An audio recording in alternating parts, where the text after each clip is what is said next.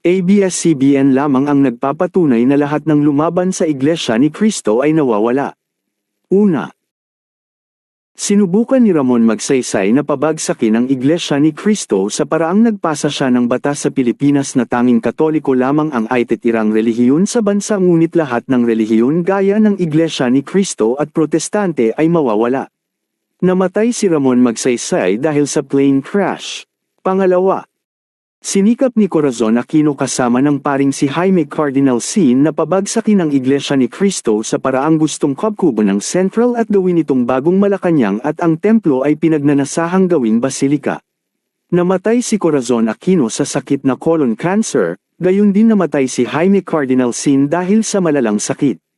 Pangatlo, habang pauwi galing sa taping ay nagpost ang direktor na si Wende Rama sa social media na may halong panlalait laban sa Iglesia ni Cristo na kesyo na naginip daw siya kagabi at ang napanaginipan niya ay umulan daw ng dinuguan at nagtakbuhan ang mga kapatid sa Iglesia.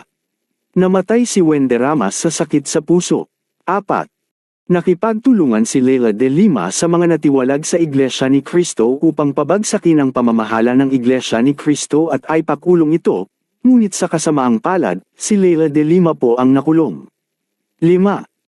Sa layuning pabagsakin ang Iglesia ni Cristo, ay gumawa ng katha at bias na pagbabalita ang ABS-CBN upang papaniwalan ng mga tao laban sa Iglesia ni Cristo. Sa kasamaang palad, nag-shutdown na po ang ABS-CBN. 6. Si Maria Angelita Reza, may-ari ng Rappler, naglabas ng mapanirang balita tungkol sa Iglesia ni Cristo sa social media. Hindi naglaon siya ay nahayag sa kahihiyan at nakulong. Quote ni Juan Ponce Enrile, "Gusto niyo bang maging magulo ang buhay niyo? Guluhin niyo ang Iglesia ni Cristo." Quote ni Ferdinand Marcos, "Huwag niyong gisingin ang higanteng natutulog. Sabi ng Diyos. Narito, silang lahat na nangagagalit sa iyo ay mga papahiya at mga lilito. Silang lahat na nangakikipaglaban sa iyo ay papano at mga papahamak."